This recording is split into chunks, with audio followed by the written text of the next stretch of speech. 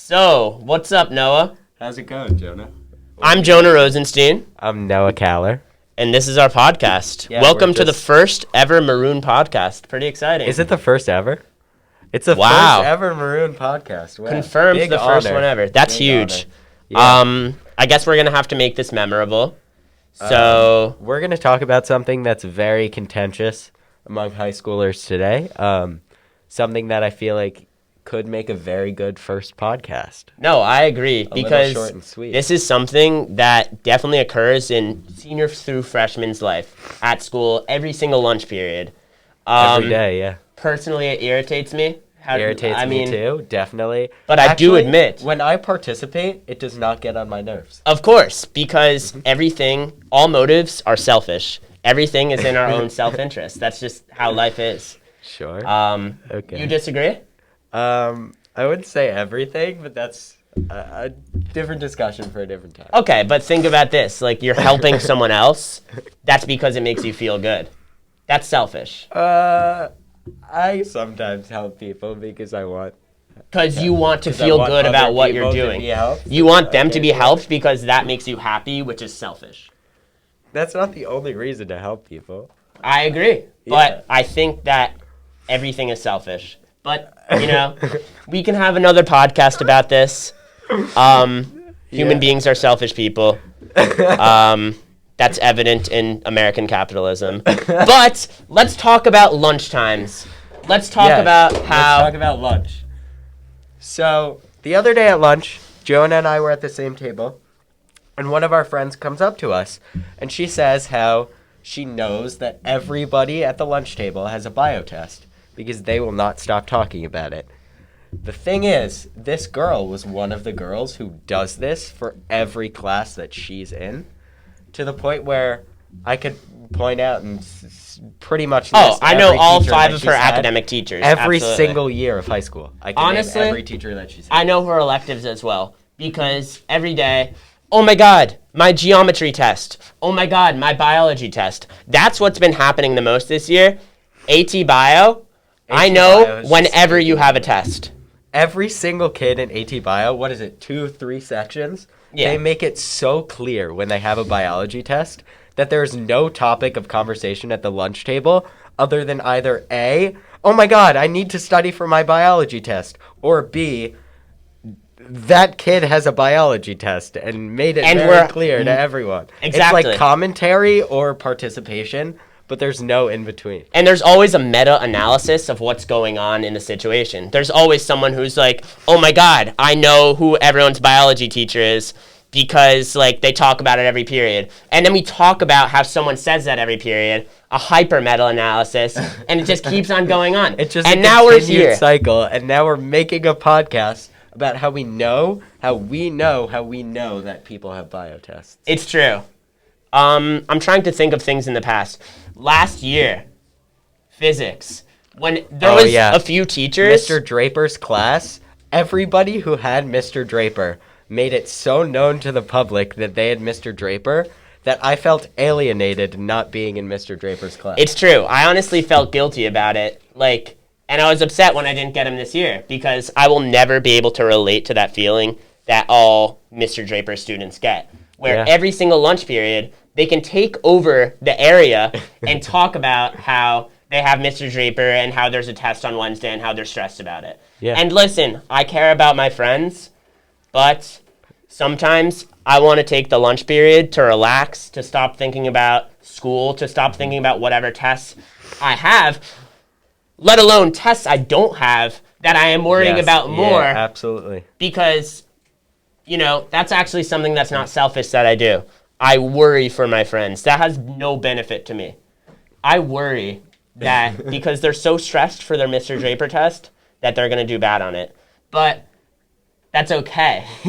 Yeah, I don't know. It's just like I appreciate lunchtime as a period to like be with your friends and like sometimes like go over whatever happened in school that was like crazy that day. But like I don't care if everyone at the table has an AT bio test. Like they can talk about it in the hallway on the way to the bio test or like standing outside of the class before the class starts. But like when we're at the lunch table, when we're in like the senior tent, like there should be no talk of your AT bio test with Miss Chen, who I don't even know everyone has who takes bio. Everyone, yeah, exactly. Yeah. And I have my own physics class to worry about. I don't really talk about it at the lunch table. I don't really complain about my physics tests. I don't really talk to my fellow. This is the thing. I don't have that many people in our social scene that are in the same physics class or even have the same physics teacher as me. So I'm not able to engage in these conversations. So maybe that's selfish of me. Maybe no, but because listen, people enjoy talking about things that they're able to relate to. So if everyone has something in common, if everyone has a common thing that they're able to just communicate about, humans love interaction, especially post-pandemic. It's very important, right? That's an interesting point. So I agree. Maybe it's okay that students do this. Maybe they just want something to talk about. Maybe they have nothing else to talk about. I think the having nothing else to talk about is a big point. It's huge. Because oftentimes you have school friends that you only talk to, you talk to in school only. So really the only conversation topic is school. So, at our lunch table, there may be people who I'm, very close friends with outside of school. But there are also people who I'm really only friends with in school and Definitely. I don't see outside of school. So I understand the impulse to talk to those out of school or in school friends only about school.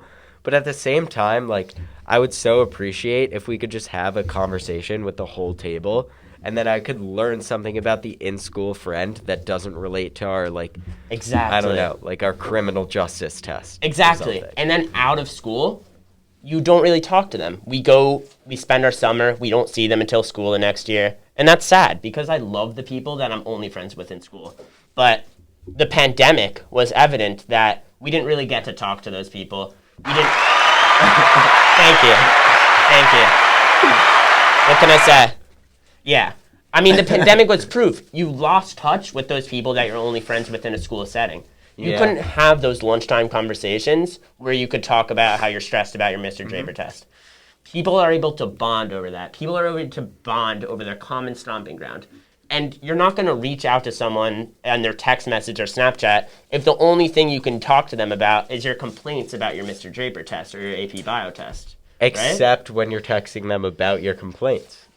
That's true, but that's only during the class. But it still limits your interaction with that person. It just, I don't know. It perpetuates the in-school relationship to be exclusively in school because it just continues the fact that you only talk about school things in school. It's true. I gotta agree with you there. So unbeneficial for everyone. I think there should be a no AT bio. Actually, no. Okay. So I was gonna say there should be a no AT bio kid at lunch policy. They should all just go to the library. But actually, I just think... Who are we eating with then? Yeah, literally, just go to the library and study and have your anxiety conversation about how you're freaking out and you need to study, and then just go study, and then come to lunch and decompress with everyone. Yeah. So yeah, that's my take. Oh, also instead of that, I say maybe no AT bio talk at lunch. And it's specific to AT bio. The AT physics kids don't do this. Yeah. The AT chem kids don't do this. The geo kids don't do it. The enviro kids don't do it. The regular physics kids don't do it. The advanced physics kids don't do it. But listen to this. It's only the AT bio kids. That makes all those people that were able to bond over something and create a friendship over their complaints, all that diminishes. They could have it in a different location, well, sure. They could but the make likelihood that that happens, I'd imagine they just want to eat with the rest of their friends and just not talk about AT bio, right? And that ruins relationships. The school-only relationships that people thrive on and didn't get during that pandemic are going to be ruined. And that's bad. I see your point, but I think it would be really beneficial for everyone if there was if instead of going to lunch to talk about bio, you went to the library to talk to your school friends about bio, and then once you were done talking about bio, you could learn how to reach out to a school friend and talk about non-school things. Like, I feel like that would be really cool. But the reality of that is it most likely will not happen. And what we know will happen is that at lunch, they can disturb everyone else and talk about their AT bio test.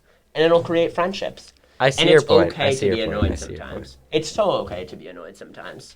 It's so okay to be annoyed. You should be annoyed sometimes. You should. I think it's unhealthy to be a person that's like, oh, like, I can't get annoyed at you. You're not really doing anything. I think that's, like, containing your emotions and not really, like, I don't know. I don't think that's good for you. I think it's important to be expressive. I think it's important to do podcasts like this where you're able to be upset about something like people talking about AT bio at lunch.